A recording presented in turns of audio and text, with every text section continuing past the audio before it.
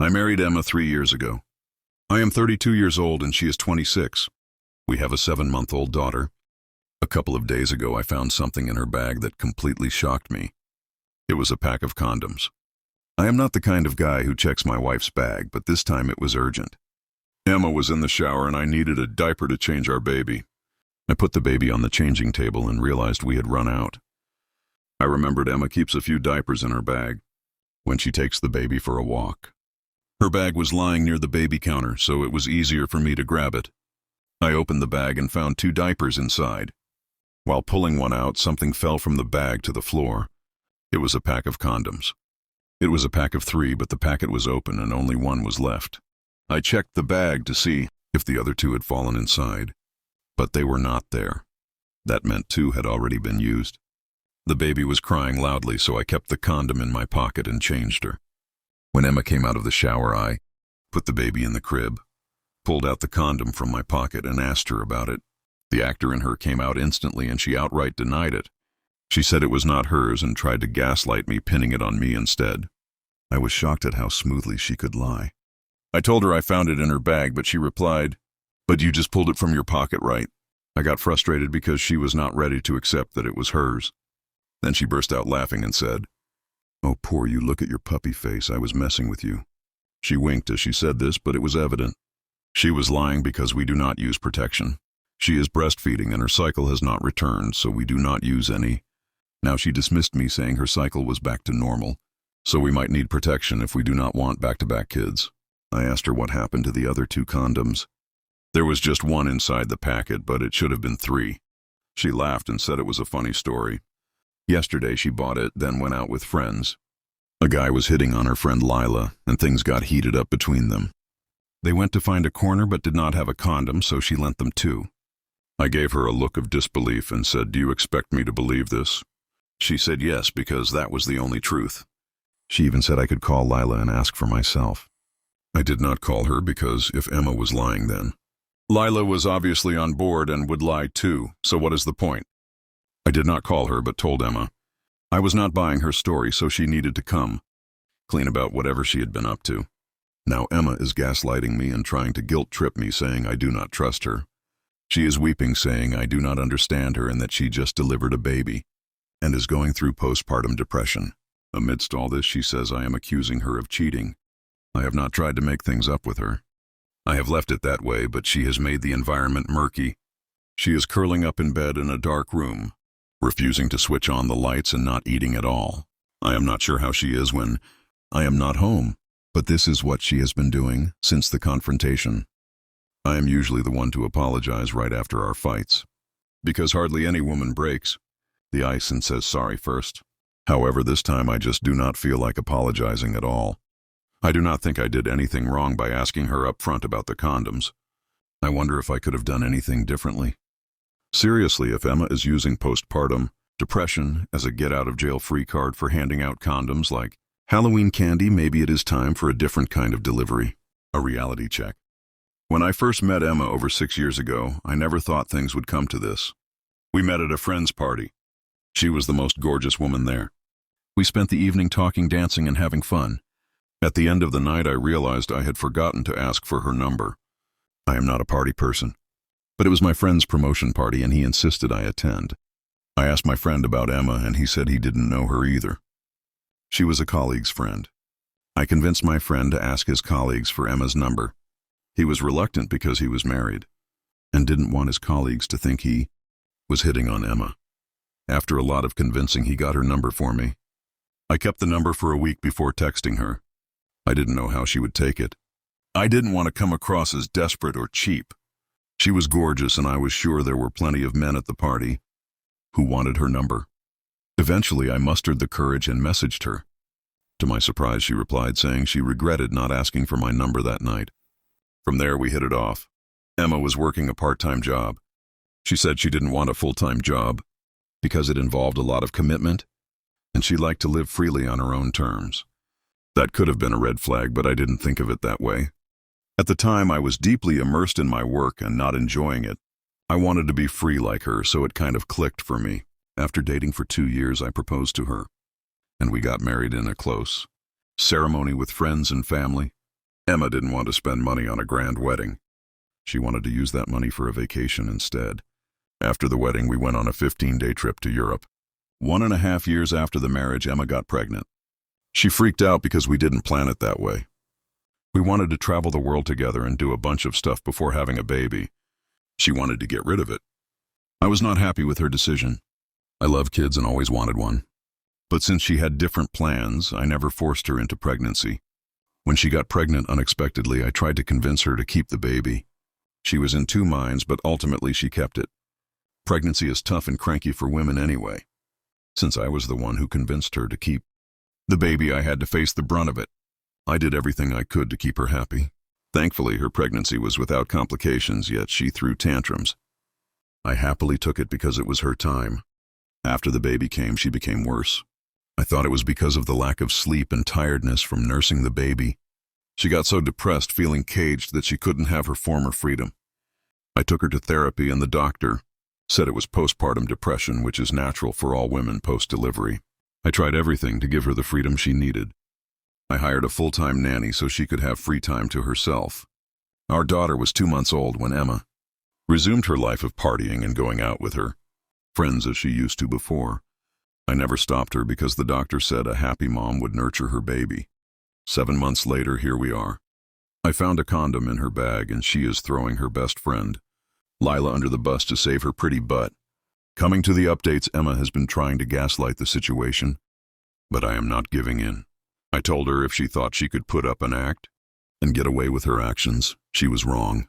I am not letting this go until she tells me the truth, because what she said earlier was pure BS. Since she wasn't opening up, I started digging on my own. I wanted to check her phone, but she is so guarded about it that I could never access it. Even when she sleeps, she keeps it next to her or under her pillow. She has always been like that with her phone, so I never questioned it. Directly asking her to show her phone wasn't an option either. She would make a big fuss about how I was doubting her and blah blah. I don't know how else to get the evidence, because this woman has no conscience, and she is not going to confess. Any suggestions are greatly welcomed. I started thinking of ways to get the truth. I asked Emma if Lila does this often. She said yes, and started listing incidents where Lila made moves on men at the bar. I didn't know how true it was or if Emma was making it up to cover for herself. After listening to her supposedly funny stories about Lila, I decided to drop a bombshell. I said, well, that's funny because isn't Lila married? And doesn't she have a toddler? Are you guys supporting her in her cheating? Does her husband know about all this? Emma froze like an iceberg and then started ranting. No, that's not what I meant. It's just healthy flirting and nothing else. I interrupted her, but you just shared so many stories of her picking up men from the bar, and why would she need a condom for healthy flirting? She said, oh, did I say Lila? My bad. Stupid pregnancy brain. I meant Kay, my single friend. She is the one who's goofing around. Lila is the sober one. She doesn't do all that stuff. I was in awe of how swiftly this woman could make up stories. I laughed and said, I caught you. You don't have to save Lila's butt. Are you worried that I would tell Lila's husband the truth? She said, yes, please don't do that. It would ruin their marriage. They have a baby. Please, she loves her husband dearly. It was just meaningless sex and nothing more. I looked at her with a smile. I knew she was lying for herself, not for Lila. Everything she told me about Lila was actually hers, but she wouldn't confess so easily. I told her I wasn't feeling good about Lila cheating on her husband, so I was going to tell her husband everything. Emma screamed at me, why are you acting like a saint? Who are you to do moral policing here and blah blah blah? I said I wasn't listening to anything. I'm going to tell Lila's husband everything. She mellowed down and started sobbing. I got the vibe that she was about to confess, but I wasn't ready for it yet. I stormed inside my room and locked it. I didn't want her to get away with her infidelity by just confessing. I wanted my revenge. This cheating is not only going to cost her the marriage, but also her friendship. I texted Lila on Instagram and told her that Emma had told me about her dirty little secret. She was aghast. I sent her the recordings where Emma was ranting stories about Lila's affair. Lila left me on read, but I heard Emma's phone ringing a few moments later. Emma was banging at the door, crying and yelling, why are you doing this to me? Open the door. Why are you destroying everything? Why can't you trust me? She was probably still on the phone. with Lila because she yelled he's not opening the door. God knows what he's up to. Then Lila called me. She asked me to listen to Emma. I said I wasn't going to listen to anyone, and the next thing I would do was send the recording to her husband. She freaked out and pleaded with me not to do anything before listening to Emma. I said I was going to call her husband, and then we could both listen to all the stories together. She blurted out that whatever Emma said wasn't Lila's story, but Emma's. She admitted that. Emma had been cheating on me for over 4 months. I asked her why she didn't stop her friend. Lila said she and the other girls tried to knock some sense into her, but Emma argued that she gave me a beautiful baby, so she deserved this little pleasure. Fair enough, I was convinced Lila was telling the truth. My gut feeling hinted at this truth long before, but I wanted to cut off all support systems for Emma. I asked Lila to come over along with her husband. I don't know if I went too far, but I wanted Lila's husband to know what a piece of crap Emma was and that he should keep Lila away from her. Lila agreed to come, but she requested that I not show the recordings to her husband because Emma was so good at storytelling that anyone would believe it to be true. She didn't want her husband to doubt her unnecessarily. I said fine. Lila was at my house within an hour. I stayed locked in my room until she arrived. The moment she came, I heard Emma shouting at her, "Why are you here? I told you I'd manage. Now go away. I'm going to deal with this." I came out while Lila was yelling at Emma for falsely framing her. It was too much chaos with both of them screaming at each other. Lila's husband intervened and asked Emma to tell her side of the story. Lila gave Emma a look as if to say, "Don't you dare lie." Emma sobbed and confessed everything. She admitted that the incidents she had told me were not about Lila. They were all hers. She had been picking up men from the bar and sleeping with them. Lila's husband was shocked that Emma was such a liar. She was cheating and then making her friend a scapegoat to get away with it. He yelled at Lila, "This is the kind of friend you've been hanging out with." She was about to wreck our marriage. After Emma was done with her confession, Lila and her husband stood up and left. Lila said, "Don't you ever contact me. I love my husband and my family. You are not worth losing them." Emma held Lila's hand and started crying, but Lila shrugged her off and walked away. After they left, Emma looked at me and said, "Are you happy now? What did you gain by humiliating me in front of my friend and her husband? Is this what men do?" I glared at her and said, "Your woman card is not going to work anymore. You have used all your cards. Pregnancy, postpartum, everything. Now I am going to show you the consequences of your actions. The humiliation you are talking about is just halfway through. You have more to come. This is not over. You said you deserved to cheat on me because you gave me a baby, right? I am going to give you what you deserve. Just wait." I took my stuff and went into the other room. I called my lawyer and discussed my case. I told him to find any loopholes in the law and get me full custody of my daughter. He asked me to gather all the evidence of Emma's negligence toward the baby, like her drinking and partying habits and her hookups. He said he would build a case around child safety. He said it was not safe for a child to live with a mother who brings new men into the house every day. I don't know how promising this is, but I am definitely up for a fight. To have full custody of my little girl, I am going to protect her from her liar and cheater mother. I will update you when all this is over. Looks like Emma's little house of cards came crashing down faster than a Jenga tower in an earthquake. Who knew playing detective on social media could lead to such a dramatic reveal? At least I finally peeled back the layers of Emma's deceit like a particularly juicy onion. And speaking of onions, it seems like she is crying enough. Tears to water a whole field of them. But sorry, Emma, no amount of crocodile tears is going to undo the mess you have made. Now it is time for the real show to begin.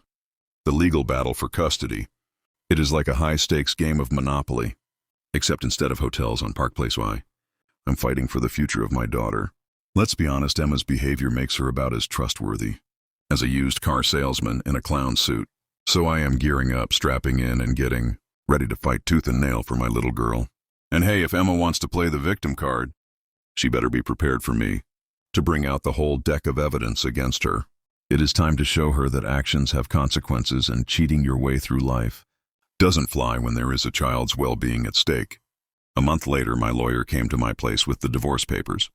Emma freaked out. She was terrified when she was served. She looked at me helplessly, asking, "What are you doing?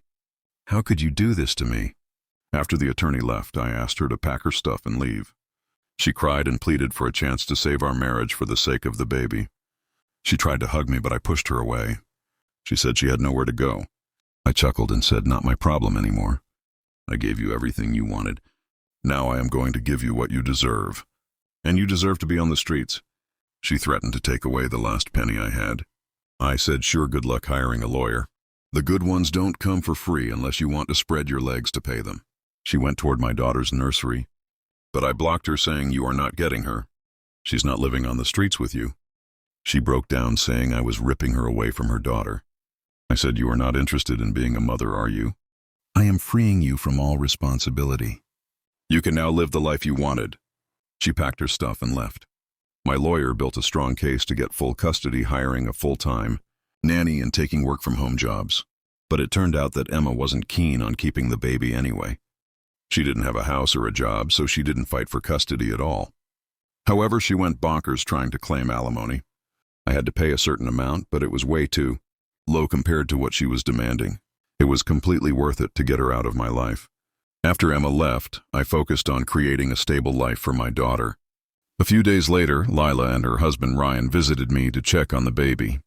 Lila apologized for not informing me about Emma's hookups earlier. She said she had tried to stop Emma from cheating, but Emma didn't listen. She was sorry for what my daughter had to go through because of all this. Lila told me that Emma would always complain about how fussy and cranky the baby was. She said Emma was overplaying her postpartum depression. Ryan informed me that Emma had reached out to them for help, but he had chased her away. He said Emma was shuffling from one friend's couch to another, and that her drinking habit had gotten worse. I said I don't care what she does with her life now. Lila and Ryan offered to help with babysitting, but I thanked them and told them I didn't think I would need it. My parents have moved in with me to help with the baby, and we also have a full-time nanny. So I think the baby is going to be fine. I might let her meet her mother someday, but not now. She is just happy and safe with her dad. At least I have full custody of my little bundle of joy, and Emma is off gallivanting through the land of couch surfing and cheap booze.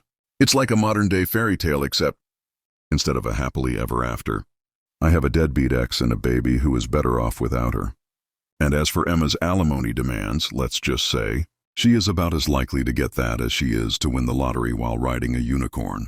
But hey, at least she has a talent for consistency. Consistently making bad life choices, that is. So here is to me bravely navigating the murky waters of divorce and custody. Battles like a seasoned sailor in a sea of chaos. May my days be filled with diapers and giggles. And may Emma's antics serve as a cautionary tale for generations to come.